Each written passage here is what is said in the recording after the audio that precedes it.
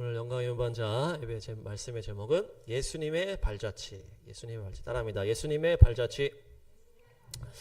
네, 우리가 이제 이스라엘을 이제 가게 되었는데 하나님의 땅, 거룩한 땅 그곳에 가서 그 땅을 밟고 또 그 땅의 백성들 또 나라와 또 예루살렘을 또 축복하고 회복을 선포할 때 가기 전까지 이제 땅에 대한 말씀을 좀 나누려고 합니다. 그래서 구약 성경은 너무 방대하기 때문에 예수님의 행적을 중심으로 해서 한 4-5번 정도. 그래서 우리가 이사야를 5번 했고 예레미야를 3번 했고 그래서 또 이번에 몇 번 할지 모르겠어요. 그래서 네? 예레미야 3번 하고 끝났어요. 네, 그래서 오늘은 이제 예수님의 발자취 한 4-5번 가기 전까지 할 것 같은데 예수님께서 이 땅에 처음 인간으로 오실 때 어느 땅으로 오셨죠? 네, 베들레헴으로 오셨죠. 베들레헴으로 아기로 오셨으니까 베들레헴에서 태어나셨으니까 다시 가실 때는 예루살렘으로 이렇게 가신 거죠. 십자가에서 이렇게 가신 거니까 승천 거기 하시고 그래서 베들레헴은 떡집, 빵집 이런 의미가 있고 그 지역에 이제 밀추수가 이제 유명하다 그러는데 그 베들레헴의 한 초막, 그렇죠? 초막절에 동물들이 있는 한 초막에 예수님이 탁 조용히 오신 거죠.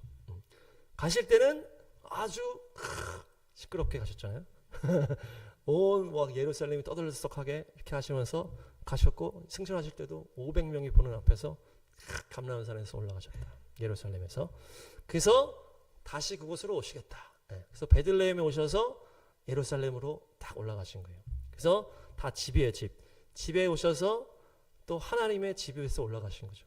베들레헴은 떡집이잖아요. 떡집, 빵집, 떡집. 그리고 초막은 그 동물들의 우리라 그러죠. 동물들의 우리.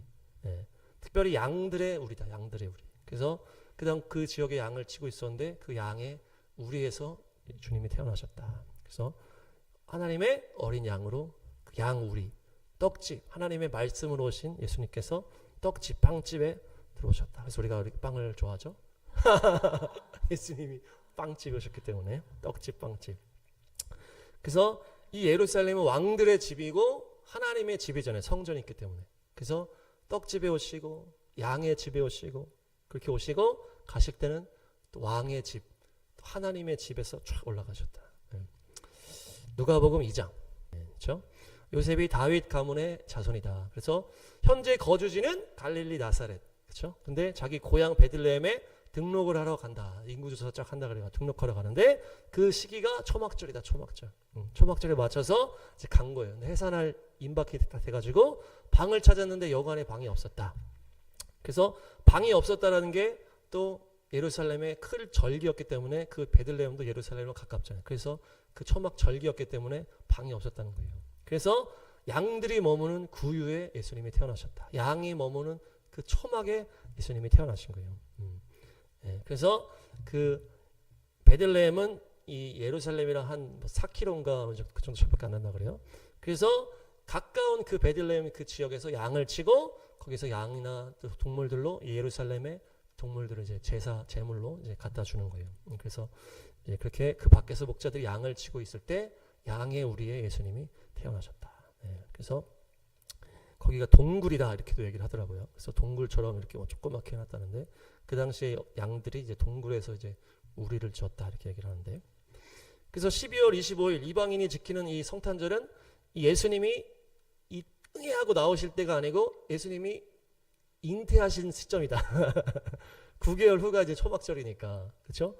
9개월 후에 이제 태어나실 때는 초막절인데 거슬러 올라가면은 12월 말에 잉태가 하셨을 것이다 이렇게 되는 거예요. 그래서 이방인 교회들은 예수님의 응애하고 태어난 날을 지킨 게 아니고 잉태된 날을 지킨 거예요. 의미가 있죠 또. 비슷하긴 비슷해. 어떻게 여기 딱 오신 거긴 하니까. 재밌죠?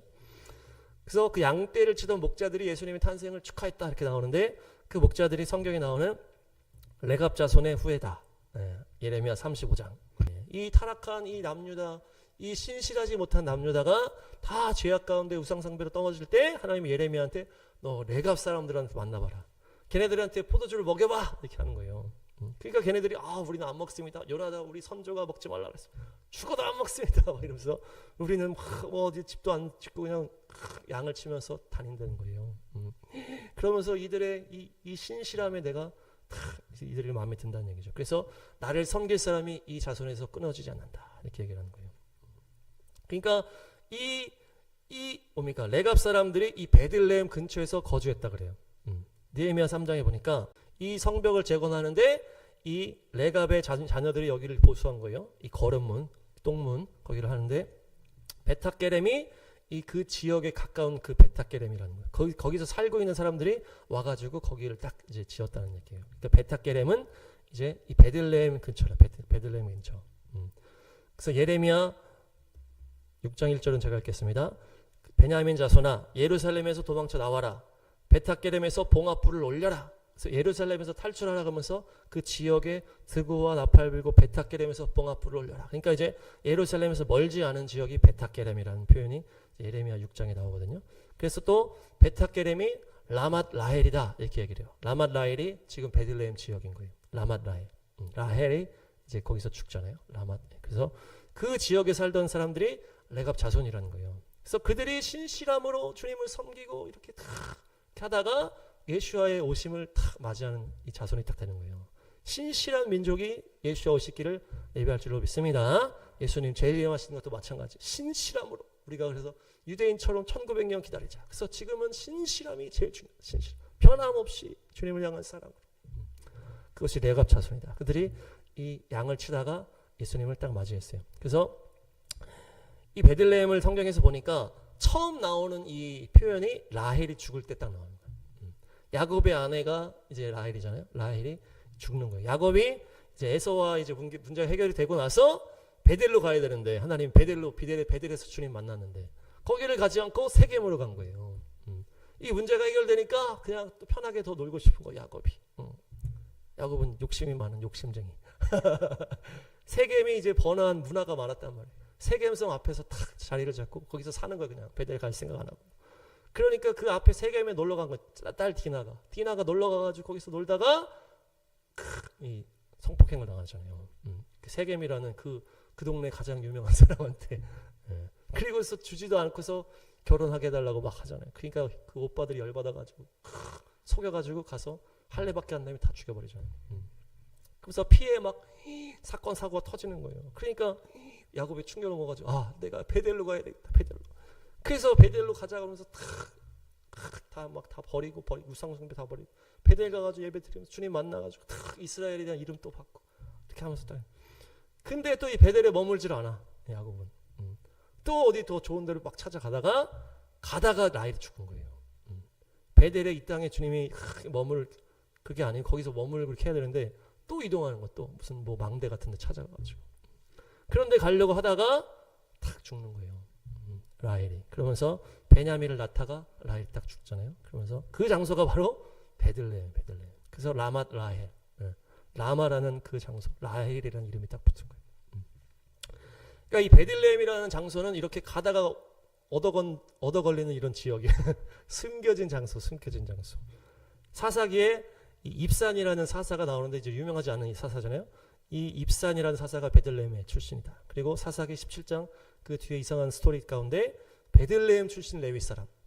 그래서 우리가 이제 베들레헴 이제 예수님이랑 막 다윗이랑 연결했었고 또 그 더 뒤에 19장에 이 레위 사람이 첩으로 만난 이 여인이 또 베들레헴 출신이다. 이렇게 해가지고 우리가 막 예수님이랑 연결하고 그렇게 했었는데 하여튼 이 베들레헴은 이렇게 유명하지 않은 땅이었는데 이어서 이 룻기가 딱 등장하는 거예요. 룻기. 그러면서 이방 여인 룻이 이 보아스라는 베들레헴 출신 남자와 결혼을 하면서 다윗 왕의 뭡니까? 그 증할아버지? 증조할아버지가 되는 거예요. 보아스의 증손자가 다윗 왕이 되는 거죠. 그렇게 해서. 그래서 베들레헴이 다윗 왕의 고향이 되면서 샥 등장을 하는 거예요. 결정적으로. 근데 보니까 베들레헴은 위치상으로는 약간 예루살렘 바로 밑에 있어요. 바로 밑에. 그래서 우리가 여기 3층이 예루살렘이고 1층이 떡집이다 이렇게 했잖아요. 그러니까 예루살렘에 속한 이제 예루살렘이랑 같은 세트의 느낌이라는 얘기죠. 그래서 예루살렘에서 드려진 그 제사의 동물들을 여기서 이렇게 제공하고 이렇게 그런 그러니까 세트예요. 세트. 예수님이 베들레헴에서 태어나서 예루살렘에서 승천하시잖아요. 이 세트. 근데 다윗도 베들레헴이랑 예루살렘이랑 왔다 갔다 하거든요. 그 사울왕 앞에서 수금도 치다가 베들레헴 와서 양치고 이렇게 하는 거예요. 미가 5장 이스라엘을 다스릴 자가 너에서 나올 것이다. 베들레헴에서 나올 것이다. 그런데 그 기원은, 그분의 기원은 태초에 넘어간다. 그러니까 하나님의 놀라운 그 하나님의 메시아, 하나님의 아들이 베들레헴에서 태어날 것이다라고 하는 예언이 이 미가서에 딱 써 있는 거죠. 여기서 베들레헴 에브라다야 이렇게 하거든요. 에브라다가 에브라다 이렇게 해서 베들레헴 안에 있는 더 작은 지명이다. 이렇게 볼 수 있고, 이 에브라시라는 사람이 또 있어요. 사람. 그래서 이세를 이제 얘기할 때 이세가 베들레헴에 있는 에브라 사람 이세다 이렇게 얘기를 해요. 다윗의 아빠. 그래서 베들레헴에 있는 에브라 사람 이세다 이렇게 해서 우리가 파주에 사는 문산 출신 박의준이다 이렇게 하는 것처럼 더 작은 지명일 수 있겠다. 그래서 베들레헴 에브라 사람 누구다 이렇게 하니까 우리가 이제 큰 지역이 있고 또 작은 지역이 있잖아요. 그렇게 해서 베들레헴 이제 에브라 이렇게 할 수 있고, 또 에브라다라 그 사람의 이름이에요. 사람의 이름. 근데 이 에브라다의 아들이 훌이고 훌의 아들이 베들레헴이에요. 그래서 베들레헴의 할아버지가 에브랏이라는 사람이에요. 에브랏. 그래서 이 에브라다는 민족을 말하기도 하고, 어떤 베들레헴의 이제 원조격인 그런 민족을 이제 표현할 때 베들레헴 에브라다야 이렇게 얘기를 하는 거죠. 그래서 약간 할아버지 이름을 지칭하기도 하고 더 작은 지명을 말하기도 한다. 네. 그래서 에브라다. 그래서 베들레헴 에브라다야 이렇게 얘기한 거예요. 그래서 이제 베들레헴은 예수님의 이제 탄생까지는 너무 좋았잖아요. 막 이렇게 있다가 예수님 탄생한 다음에 문제가 이때 발생하는 거예요. 헤롯이 거기 학살을 하잖아요. 마태복음 2장 16절. 아멘. 여기가 학살이 이렇게 엄청나게 이 헤롯 대왕이 이것을 행하잖아요. 이 동방박사가 와가지고 메시아가 하나님의 아들 왕이 태어났다 이렇게 얘기한 다음에 이제 천사가 글로 가지 말라고 하고 가잖아요. 그 이후에 헤롯이 열받아가지고 베들레헴과 그 가까운 온 지역, 그 지역 거의 다 죽였다는 얘기예요. 그러면서 두 살부터 밑에까지 싹 다 죽였다. 그러니까 이제 만 2살로 하면 거의 한 3살, 한국 나이로 3살, 한국 나이 없어졌지만 하여튼 그 3살 정도의 이제 막 너무 귀여울 때잖아요. 그때부터 갓난쟁이 남자애들까지 다 죽여버린 거예요. 그러면서 그 이후에 베들레헴이 성경에서는 안 나옵니다. 그 피가 엄청나게 흘려지고 이렇게 딱 끝나는 거예요. 그 땅에 어떤 이런 묶임이 있을 수 있겠다. 그 땅에 피 흘림의 역사가 있을 수 있겠다. 그 이후에 예수님이 승천하시고서 40년 후에 예루살렘 성전이 완전히 파괴되고 완전히 그 박살이 나면서 이제 예루살렘의 이제 의미도 없어져 버리잖아요. 이 제사도 안 지내니까. 그러니까 예루살렘도 의미도 없어지고 이제 베들레헴도 같이 이제 의미가 없어져 버리는 거예요. 그래서 그 베들레헴에는 엄청난 학살이 또 있었고, 그래서 이 베들레헴은 예루살렘 바로 밑인데도 어떻게 보면 희한하게 거기가 딱 팔레스타인 땅이에요. 팔레스타인 땅. 유대인들이 얼마나 있는가는 좀 자세하게 모르겠지만은 그 팔레스타인 땅으로 거기 이슬람 사람들이 거기 살고 있어요. 그래서 막 관광, 그 예수님 탄생 교회 막 관광 같은 거 이렇게 가지만은 거의 다 아랍어, 그러면서 아랍 사람 가득하더라고. 그러니까 어떤 이런 것들이 묶여 있는 게 있을 것이다. 그래서 이 베들레헴의 학살을 예언한 제 말씀이 예레미야 31장. 그렇죠? 여기 라마에서 슬픈 소리, 라헬, 그래서 라헬 이렇게 된 거죠. 라마에서 슬픈 소리, 라헬이 자식을 잃고 슬피 울고 있다. 이것이 이 예레미야는 예언을 한 것이고, 그것이 예수님의 탄생 이후에 성취가 됐다는 거예요. 그 땅의 자녀들이, 그 땅의 여인들이 라헬이라는 거예요. 그래서 그 여인들이 다 자식을 잃고, 자식들이 다 이제 학살을 당했잖아요. 헤롯이 다 죽여버린. 자식들이 없어졌으니까 위로받기조차 거절하는 거예요. 너무나 큰 슬픔에 막 애통이 이렇게 있었는데 16절 17절은 뭡니까? 이 회복의 말씀을 바로 선포하는 거예요. 나 주가 말한다. 이제는 울음소리를 그치고 눈물을 거두어라. 네가 수고하여서 네 아들 딸들이 적국에서 돌아온다. 이 알리야의 말씀으로 이 베들레헴을 위로하는 것이거든요. 이것이 그 땅에는 그 이제 예수님 탄생 이후에는 뭡니까? 학살로 인하여 피가 뿌려진 다음에 16, 17절을 뭡니까? 알리야로 인하여서 위로를 받겠다는 거. 그 땅이. 내 아들 딸들이 적국에서 돌아온다. 네 앞날에는 희망이 있다. 희망이 있다. 내 아들 딸들이 고향 땅으로 돌아온다. 그래서 이 땅에 가서 우리가 이 말씀을 선포해야 되는 거예요. 베들레헴 가가지고 이제는 울음을 그치고 눈물을 거두어라.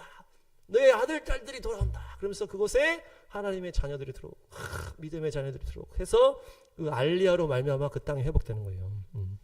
그래서 그 학살로 인해서 피가 뿌려지고 어둠이 뿌려진 그 모든 것들을 제거해야 되겠다. 할렐루야. 우리가 선포될 줄 믿습니다. 이번에는 이제 여기가 팔레스타인이라서 이제 갈 수 있을지 모르겠는데 나중에 이제는 울음소리를 그치고 눈물을 거두자. 네. 예루살렘이 이제 세워지고 예루살렘에 이제 성전을 이제 세워지게 이제 준비가 되고 있죠. 성전이 세워지면 제사가 회복되면서 이 베들레헴도 같이 회복되지 않을까? 예, 이건 제 생각인데. 그래서 예루살렘과 베들레헴이 세트고 이 베들레헴은 동물을 예루살렘 제사의 그 예배에 바치는 그런 지역이었기 때문에 예루살렘이 성전이 회복될 때 베들레헴 땅도 같이 회복되지 않을까. 그곳에 하나님의 백성들이 들어옴으로 인해서 그 땅이 회복될 것이다. 예. 할렐루야. 예, 그래서 마태복음에 보니까 2살 이후에 다 죽였다 그래서 이 동방박사가 누구냐? 동방박사가. 예, 그래서 보통 이제 그냥 그 뭡니까? 주석 보면은 그냥 바벨론 지역, 바벨론의 문명이라고 그랬잖아요. 바벨론 문명 지역에서 별을 연구하는 사람이 왔다 그렇게 볼 수가 있는데 이 그 뭡니까? 헤롯이 그 박사들이랑 얘기를 해가지고 그 기간을 확인했다 그랬어요. 그런 다음에 2살이랑 그 밑으로 다 죽이라 했거든요. 그러니까 이 어떤 이 박사들이 온 기간이 한 2년 정도다 이렇게 볼 수가 있는 거예요. 가까운 지역에서 왔으면 2년까지 텀을 줄 필요가 없잖아요. 그러니까 박사들이 저희가 언제부터 출발해서 언제까지 왔는데 그렇게 얘기하면서 별이 이렇게 얘기를 했다고. 그렇게 한 다음에 이제 다시 간 다음에 시간이 지나고서 안 오네 해가지고 이제 열받았을 때 2년이라 딱 했기 때문에 이게 박사들이 어떤 좀 멀리서 왔을 것이다. 바벨론은 바로 앞이니까. 그래서 이 동쪽 끝 우리나라 지역에서 갔을 수 있겠다. 네, 그 얘기가 있잖아요. 그렇죠? 동방에 해 돋는 곳에서 걸어가면 이스라엘까지 2년 정도 걸리겠다. 네, 그런 거죠. 바벨론은 별로 안 머니까 지금 2년이라는 이 단위가 저 멀리서 오지 않았을까. 네. 그래서 보니까 우리나라 고구려 백제 신라 그 시대 앞 시대에 사만이라는 이 나라가 있었다. 그래서 고조선이 이렇게 위에 있고 고조선은 약간 이 북쪽부터 저기 이제 중국 쪽까지 이렇게 거쳤던 나라고 그 밑에 부분 지금 우리가 사는 지역에는 사만이라는 나라가 있었는데 그 나라가 그 지역의 사람을 딱 살면서 했던 게 어떤 시간이랑 연결됩니까? 예수님이 오시기 그 400년 그 뭐야 중간기 시간이랑 연결된다는 거예요.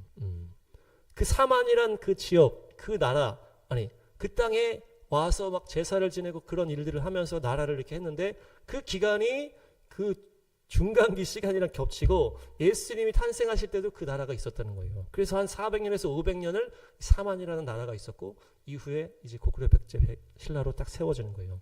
우리가 갔던 그 백제 거기가 또 사만이야. 사만. 그 사만이 세 개의 한이라는 나라예요. 그래서 뭐 마한, 진한, 변한 이렇게 해가지고 세 개의 한이라는 그 한이 결국 우리나라 대한민국의 그 한이 되는 거예요.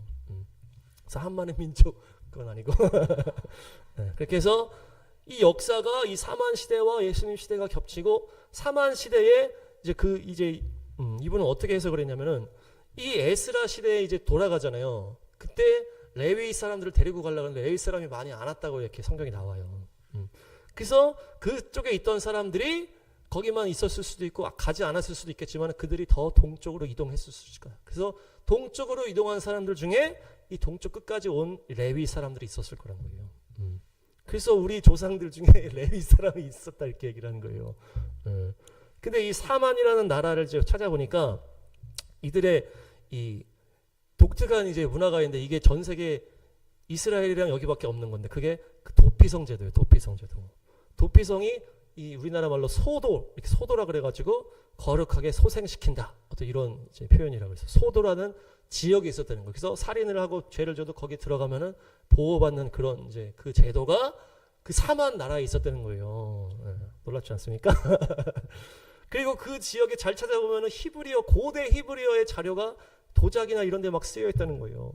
그래서 그 대구 쪽인데 대구 또 가야 될 것 같아요. 우리. 대구의 금호강이라는 그 지역에 그 지역 사람들이 모여서 그 절기를 지키고 했다는 거예요. 그 절기가 5월의 절기, 10월의 절기인데 그게 결국 추석이랑 연결되고 이 뭡니까? 그 오순절이랑 연결된다는 거예요. 5월에 이제 추석 시작할 때 금호강, 대구의 금호강 그리고 그 지역에 있는 팔공산이라는 거기도 어떤 그런 이제 자료가 있다 그러고 막 이제 그런 거예요. 그러니까 지금 뭐 정확하게 자료가 많지는 않지만 어쨌든 그 하나님의 그것을 아는 자들, 이스라엘의 어떤 그런 것들을 아는 자들이 이 동쪽 끝까지 왔을 것이다. 그래서 레위 사람들 중에 왔을 것이다. 그래서 그들이 이 사만에는 제사장직이 있었다는 거. 그 사만이라는 거 거기에. 그래서 5월이나 10월에 절기를 지키고 그들이 확 이렇게 했다는 거죠. 네, 그래서 이 도피성이라든지 어떤 히브리의 어떤 고대 히브리어 자료라든지 또한 이들의 어떤 그 절기 지켰다는 게 이 전 세계적으로 여기밖에 없다는 얘기예요. 그러니까 이스라엘에서 왔을 것이다 이렇게 얘기를 하는 거죠. 그래서 이스라엘 그 중간기는 뭡니까? 이스라엘 완전히 파괴되고 이 중간에 어떤 비어있는 그 시간에 이 저쪽 우리 이 지역 땅에서는 주님을 예배했다는 얘기예요. 그래서 하나님이 이 대표로 이 열방의 대표로 이스라엘의 예배자를 세웠다가 이들이 이제 안 된 다음에는 이 땅 지역에서 이렇게 했다는 얘기죠. 그래서 이 동방 박사들이 그냥 별만 연구한 이런 사람들이 아니고 믿음의 사람들이 저쪽 끝에 있었을 것이라는 거죠. 하나님의 그 음성을 듣고 하나님의 신호를 받는 사람이 있었을 거예요. 그냥 막 어떤 막 별만 뭐 지금 연구하듯이 뭐 천문학을 연구한 사람이 아니고 하나님의 음성을 듣는 사람들이 그 신호를 받고서 이스라엘 땅으로 온 거예요. 그러니까 그래서 이 동쪽 끝에서 왔기 때문에 동방 박사다 이렇게 하는데 2년이라는 시간으로 계산했을 때 지금 이 땅에 사는 사람이 있었을기 그런 사람일 수 있었겠다 이런 얘기죠. 그래서 동방 박사가 우리나라 사람일 것이다 이렇게 이렇게 얘기할 수 있겠다. 그래서 마태복음 2장 이 동방 박사 간 다음에 이제 헤롯이 이제 죽이려고 하면서 이렇게 싹 퍼지니까 이제 하나님이 천사를 통해서 애굽으로 피신시키는 거예요. 그래서 그 죽이려고 했던 헤롯이 죽을 때까지 그래서 이집트에 있다가 올라오는데 호세아 말씀에 이스라엘이 어린 아이일 때 내가 그를 사랑하여 내 아들을 이집트에서 불러냈다. 이것이 호세아 말씀이거든요. 이스라엘이 어린 아이일 때 내가 그를 사랑하여 내 아들을 이집트에서 불러냈다. 근데 이스라엘 백성들은 이미 출애굽한 다음이잖아요. 이것이 예수님의 예언이라는 거예요. 그래서 아브라함도 이집트로 갔다가 올라왔잖아요. 기근 때. 그리고 이스라엘 민족도 그 애굽에 들어갔다가 민족으로 나왔고 예수님도 똑같이 이집트에 들어갔다가 나왔다는 거예요. 그래서 아브라함과 이스라엘의 그 계통을 잇고 그 이스라엘의 대표로 나오신 것이고 또한 이 애굽이라는 것은 뭡니까? 이 세상이라고 이제 지칭하잖아요. 그래서 이 애굽에 들어갔다가 나왔다는 것은 죽고 살아났다. 거듭나는 것을 말한다. 아브라함도 애굽에 들어갔다가 나오면서 이제 시작을 했고 이스라엘도 애굽에 들어갔다가 나오면서 시작했고 예수님도 똑같이 갔다가 나왔는데 그것이 바로 거듭남는 것을 말하는 것이다. 거듭남. 죽고 살아나는 것을 말한다. 거듭났을 때 주님의 영광을 보게 된다. 이제 그렇게 그 말씀과 연결될 수 있겠다. 그래서 이스라엘과 아브라함과 연결되는 예수님이 똑같이 이스라엘 대표로 그렇게 하셨다. 그러면서 부활을 또 약속하시고 부활을 이루시죠. 그래서 중요한 거는 베들레헴에서 태어나시고 나사렛으로 가신 게 아니고 그 중간에 바로 예루살렘으로 가십니다. 누가복음 2장. 요셉, 이 마리아와 요셉이 아주 이걸 잘 지키는 이제 아주 훌륭한 이제 청년들이었는데, 그래서 여드레가 찼을 때 할례를 탁 행하잖아요, 그렇죠? 여드레 딱 8일째 할례를 탁 행하고 이름을 탁 짓고 그 다음에 그 정결법에 맞춰서 이 대기하잖아요. 지금 아들 낳고 33일 대기하고서 이제 바로 이 예물을 희생 예물을 드리기 위해서 바로 예루살렘에 가는 거예요. 베들레헴과 예루살렘은 가까우니까. 그래서 이것을 다 하고 나사렛으로 돌아간 거예요. 그래서 제물을 바치고 거기 가서 이렇게 하니까 누굴 만납니까? 그 안나와 시몬 만나잖아요. 그러니까 베들레헴에서 애를 낳고 거기서 대기하는 거예요. 그러면서 8일 후에 할례를 행하고 그래서 집안에 계속해 있으면서 있다가 그 다음에 가까운 예루살렘으로 다시 가서 거기서 이 제물 바치는 이 모든 율법을 다 행하고 이제 다시 나사렛으로 딱 가시는 자기 동네로 딱 가는 거예요. 그러니까 베들레헴 왔다가 나중에 예루살렘 오신 게 아니고 베들레헴으로 하나님 예수님 오셔서 바로 예루살렘을 가신 거죠. 그러니까 엄밀히 말하면 하나님의 집이 예루살렘이었으니까. 그래서 오시자마자 이 다윗의 자손으로 오기 위해서 베들레헴으로 오셨고 바로 예루살렘에 딱 눈도장 딱 찍은 거예요. 그러니까 거기서 기다리고 있었잖아요. 시몬이랑 안나가 남자 대표 여자 대표가 기다리면서 주님 저를 언제 보내주십니까? 만날 때까지 너무 못 온다. 그래서 계속 기도하다가 딱 만나는 거죠. 그때 딱 성전에 왔는데 성령의 인도를 받아서 시몬이 해가지고 아이를 안고 축복하고 막 엄청난 예언의 기도를 막 하고 안나도 딱 만나가지고 기도를 하고 남자 대표 여자 대표 그렇게 해서 성전에서 예루살렘 성전에서 예수님의 아기 예수님을 딱 만난 거예요. 그러니까 딱 베들레헴에 태어나서 예루살렘에 딱 율법을 다 행하면서 딱 눈도장 찍고 이제 나사렛으로 딱 가신 거예요. 할렐루야. 주님께서 이렇게 세세하게 이렇게 하셨다. 그래서 이 베들레헴에서 다시 나사렛, 갈릴리 나사렛으로 가가지고 예수님은 나사렛 예수님이 딱 되는 거예요. 하나만 알고 둘은 모르는 이 표현이 지금 하나밖에 모르고 둘은 모르는 이 바리새인, 이 유대인들이 어떻게 한 거예요? 예수님이 나사렛 출신이라는 것만 알고 있는 거예요. 근데 예수님 실제 태어난 거는 베들레헴에서 딱 태어났거든. 베들레헴에서 태어났고 예루살렘까지 다 도장 찍고 다 오셨다는 거예요. 근데 이 고향, 이 어릴 때 자라난 동네가 나사렛이기 때문에 예수님이 나사렛 예수님이다 이렇게 했잖아요. 근데 우리가 월삭 때 이 나사렛이 이 넷째를 다 연결했잖아요. 이사야 11장. 이 메시아의 영이신데 이새의 줄기, 이것이 다윗이잖아요. 이새의 줄기에서 한 싹이 났다. 그 뿌리에서 한 가지가 났다. 그 뿌리가 뭡니까? 이스라엘의 뿌리. 이스라엘의 뿌리.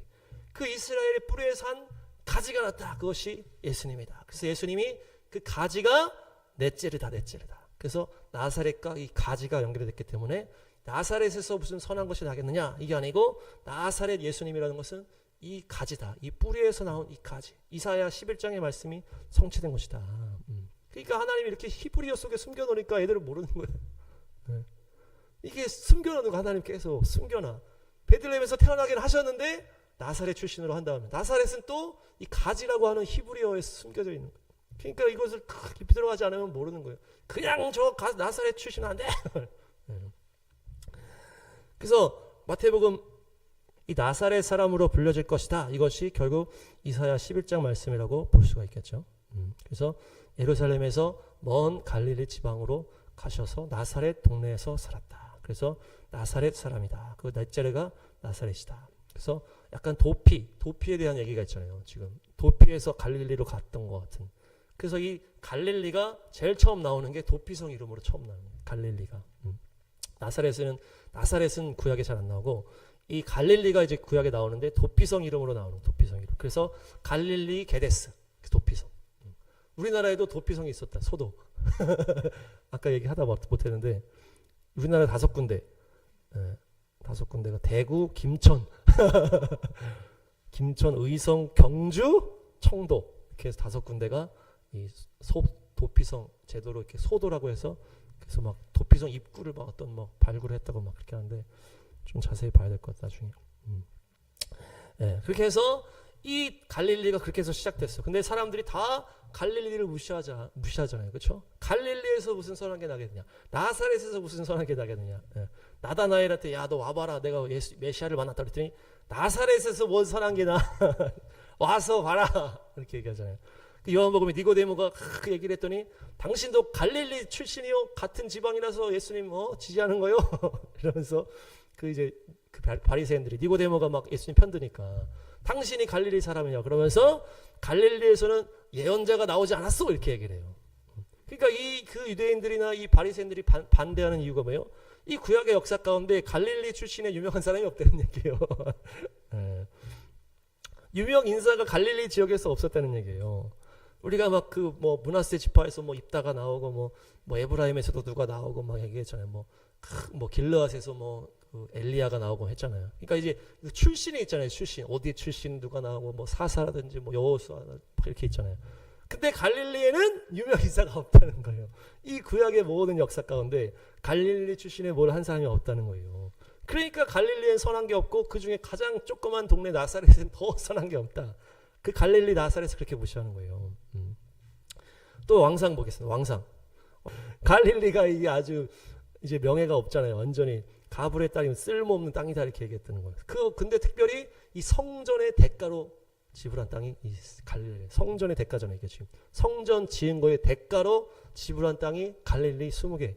20개 성읍인데 이제 이 히람이 두로 출신이니까 두로는 막 엄청난 문화가 많았다 그러잖아요. 그러니까 거기서 봤을 때 여기는 완전히 아무것도 없는 거예요. 이 번화가에서 살던 이 두로 히람이 이 갈릴리 완전히 여기에 뭐 갈릴리에 지금 보니까 뭐 어떤 특별한 게 없다는 얘기겠죠. 쓸모 없다고 하는 거 보니까 어떤 나무가 막 많다든지 뭐 레바논에는 나무가 막 백향목이 많았고 또 아니면은 뭐 베들레헴 같이 뭐 밀이 많았다든지 뭐 그런 게 없는 거예요. 이 갈릴리가 이 20개나 성읍을 줬는데도 싫다는 거예요. 싫다. 왜 이 땅을 줬냐? 그러니까 갈릴리가 무시당하고 이 구약 내내 무시당했다는 얘기예요. 그런데 이사야가 예언을 하죠. 9장 이사야 9장 1절. 이 이사야가 이제 예언을 한 거잖아요. 그 구약 내내 이 갈릴리가 무시받고 그렇게 스불론 납달리 땅에 그쪽이. 근데 그 갈릴리 지역에는 막 이방 사람이 살고 있다죠. 그 솔로몬이 거기 줬으니까 이방 사람이 막 들어와서 고통받는 백성들에게 어둠이 거칠 날이 올 것이다. 이 예언이에요. 예언.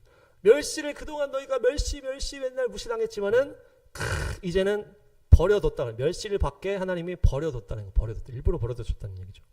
특별한 게 없는. 그러다가 거기에 출신의 예수님이 나타나시는 거예요. 그러면서 이 모든 지역을 영화롭게 하실 것이다. 그래서 마태복음 4장.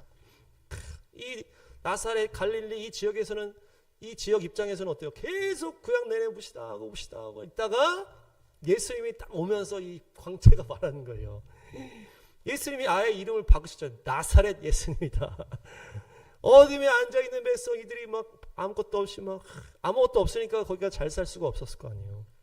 특별한 게 있어야 뭐도 하니까 이렇게 있는데 뭐 곡물도 없고 나무도 없고 뭐 특별한 게 없으니까 이방인들이 나와가지고 막 살고 그러니까 이제 개판이라는 그 어둠의 백성들에게 큰 빛이 임하는 거예요. 근데 예수님이 거기에 탁 태어나셔가지고 나사렛 출신 나와가지고 그 지역을 막 다니면서 전도를 하시는 거예요. 그래서 스불론 납달리 지역 바닷가에 있는 가버나움 이 바닷가가 이 갈릴리 호수 바닷가예요. 이 갈릴리 나사렛에서 예수님께서 어린 시절을 보내다가 공생애를 시작하면서부터는 가버나움 중심으로 쫙 간 거예요. 그래서 그가 나사렛을 떠나 스불론 납달리 지역 바닷가 근처 거기가 가버나움이에요. 가버나움.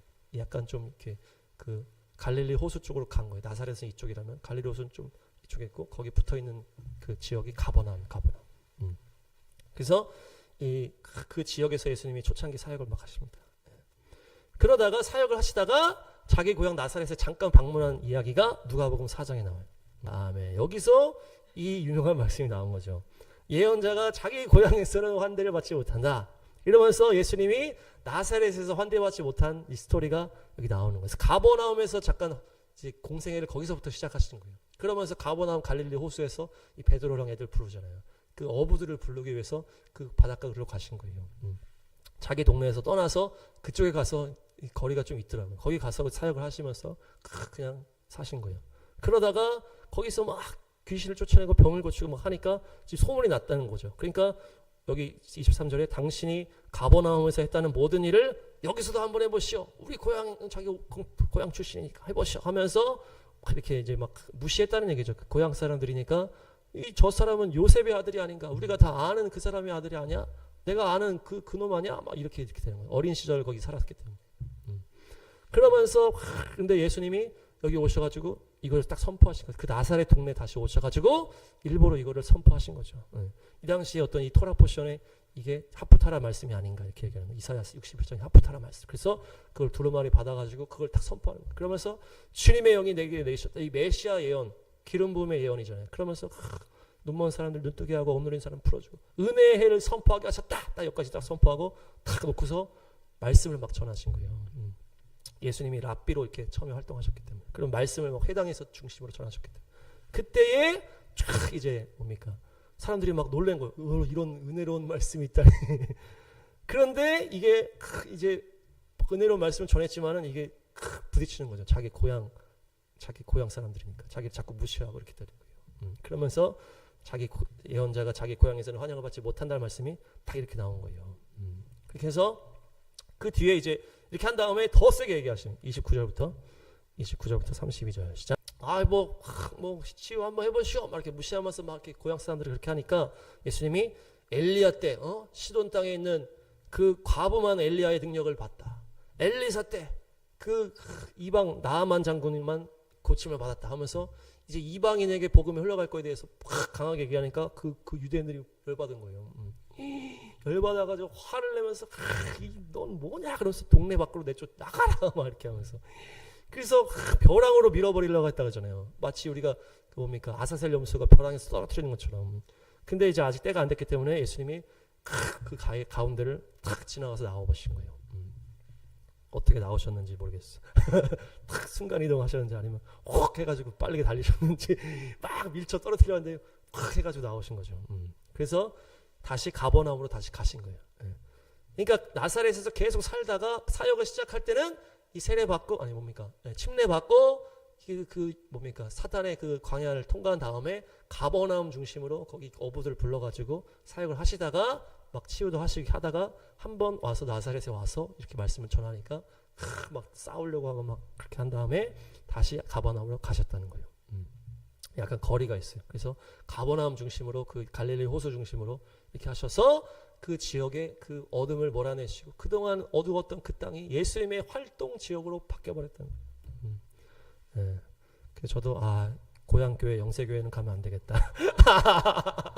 거기서 무시당할 수 있다. 그래서 중요한 건 뭡니까? 예수님은 계속 나사렛 예수님으로 불린 거예요. 나사렛 예수님. 십자가에도 유대인의 왕 나사렛 예수. 그렇죠? 베드로도 안진병 일으킬 때 나사렛 예수 그리스도 이름으로 일어나라 걸어라 하잖아요. 나사렛이 완전히 예수님이랑 이 세트가 돼버렸어요. 그러니까 사도행전에도 이 사도 바울을 막 욕하면서 이 연병 같은 사람이다. 그래서 나사렛 도당의 우두머리다 이렇게 표현을 해요. 그러니까 예수님 믿는 사람들을 지칭을 할 때 나사렛 도당이다 이렇게 얘기를 해요. 나사렛 땅, 나사렛 땅. 거기 우두머리다 사도 바울한테 그렇게 얘기하는. 그러니까 계속 이 나사렛은 계속 같이 가는 거예요 예수님이랑. 재밌죠? 그러면서 마태복음 26장. 저희도 한번 얘기했는지 모르겠는데 하여튼 이게 사투리라는 얘기죠. 베드로의 이 입에 이 사투리가 있는 거예요 지금. 그러니까 이 갈릴리 지역에는 이 시골 사투리가 있었다는 얘기죠. 예루살렘 이 서울 말씨가 아니라는 거예요. 그러니까 뭡니까? 뭐 경상도 사투리 했든지 막 하는 거. 저는 모르는데요. 어색해. 그 사람은 알지 못해요. 이렇게 했는데도 그냥 그 경상도 억양이 있다는 얘기죠. 그래서 당시 말투 보니까 나사렛 그 사투리가 있어. 나사렛 예수 함께 다니던 사람이야. 이렇게 하거든요. 그러니까 이 나사렛은 그야말로 무시당하고 촌구석에 아무것도 없는 어떤 그런 지역이다. 그 갈릴리 자체가 그렇고 나사렛은 그 시골 중에 시골이다. 거의 문산 것 같다. 파주도 이 서울 사람들에 비하면 파주는 저기 경기도 끝이잖아요. 근데 그 파주 안에서도 문산은 제일 끝에 시골 중에 시골. 예. 그렇지만 문산에는 우리 시온의대로 말씀과 기도의 집이 있습니다. 먹을 것도 다 있습니다. 네, 하여튼 그래서 예수님이 베들레헴에서 태어났다가 예루살렘에 가셨다가 유도장 찍고 그 다음에 갈릴리로 가셨다가 애굽으로 또 들어갔다가 나오시면서 이스라엘과 아브라함의 계통을 이으시고 나사렛에서 이렇게 어린 시절을 보내시다가 갈릴리 동네 그 가버나움 동네에서 사역을 시작하시면서 그 갈릴리 어둠에 있던 그 사람들에게 빛이 되시면서 그들을 다 지나다니면서 그들을 사역하셨다는 얘기. 예수님이 집중적으로 사역한 데가 그 갈릴리 어둠의 땅이라는 거죠. 그들이 그동안에는 그 구약 내내 무시받고 천대받고 그렇게 살았지만은 예수님이 거기에 오셔가지고 그 중심으로 활동하시면서 빛이 거기다 비춰주시는. 가끔씩 예루살렘 가셔서 욕하시고. 네. 그래서 베들레헴, 갈릴리, 나사렛 교훈을 받고요. 다음 주에는 또 다른 장소 보겠습니다. 정리하겠습니다. 예수님께서 가장 먼저 온 땅이 베들레헴이다. 이것은 이제 야곱이 라헬이 베냐민을 낳다가 죽은 장소. 또 이방인 룻이 보아스와 결혼해서 다윗의 계통을 이제 시작한 장소다. 떡집 빵집이다. 그래서 생명의 말씀, 세상에 빛이시고 생명의 떡이신 예수님께서 떡집에서 태어나시고 어린 양이신 하나님의 어린 양이신 예수님께서 양의 우리 그 초막 동굴에서 태어나셨다. 그래서 예수님의 탄생을 축하한 목자들은 신실함의 대명사 레갑 자손들이다. 그래서 그들이 그 베들레헴에서 양을 치다가 예수님을 영접했다. 또한 그 헤로당의 학살로 인해서 그 라헬의 자녀들이 다 죽었다. 그 라헬과 같은 그 어머니들이 다 자식을 잃고 학살로 인해서 그 피가 엄청나게 뿌려졌다. 그리고 베들레헴은 예루살렘과 세트와 같은 그 지역이었는데 예루살렘이 완전 망하면서 베들레헴도 의미가 없어져 버리고 지금은 팔레스타인 땅이 되었다. 네, 그렇지만 우리가 예레미야 31장 16, 17절 그래서 알리야의 말씀을 선포하면서 그 땅이 회복됨을 선포할 때 예루살렘 성전과 함께 이 베들레헴 땅도 회복될 것이다. 그래서 예수님은 베들레헴에서 태어나시고 잠깐 예루살렘에 가셔서 눈도장 딱 찍으시고 시므온과 누굽니까 안나를 딱 만나가지고 축복기도 예언기도 받고 그러면서 또 이집트 갔다가 오면서 아브라함과 이제 이스라엘 민족과 같은 이제 대표로 이렇게 하셨고 그리고 나사렛은 넷째를 그래서 이사야 11장 말씀의 성취다. 그러면서 사람들은 갈릴리 나사렛을 계속 무시하고 이렇게 했지만은 예수님은 그곳에 처음 사역을 시작하시면서 가버나움 중심으로 그 어둠의 백성들에게 빛을 선포하면서 사역을 하셨다. 잠깐 나사렛에 갔었을 때는 사람들이 예수님의 고향 사람들이 예수님을 무시하고 그랬지만은 거기서 예수님이 가장 중요한 61장 말씀을 선포하면서 또 사역을 시작하셨고 결국 나사렛 예수 유대인의 왕이 되셨다. 그래서 그 작은 너무나 작고 무시당했던 그 시골 그 땅이 결국 예수님의 역사로 말미암아 거룩한 그런 지역이 되었다. 그래서 우리가 이번에는 또 갈릴리도 이제 가겠죠? 갈릴리 나사렛 이제 그쪽은 갈 수 있으니 거기 가서 또 예수님의 숨결을 느낄 줄 믿습니다. 결국에 예수님이 다시 예루살렘에 오셔서 이제 왕으로 오셔서 1000년 동안 다스릴 줄로 믿습니다. 그래서 우리가 계속 예수님을 따라서 한 걸음 한 걸음 걸어가시길 축복합니다.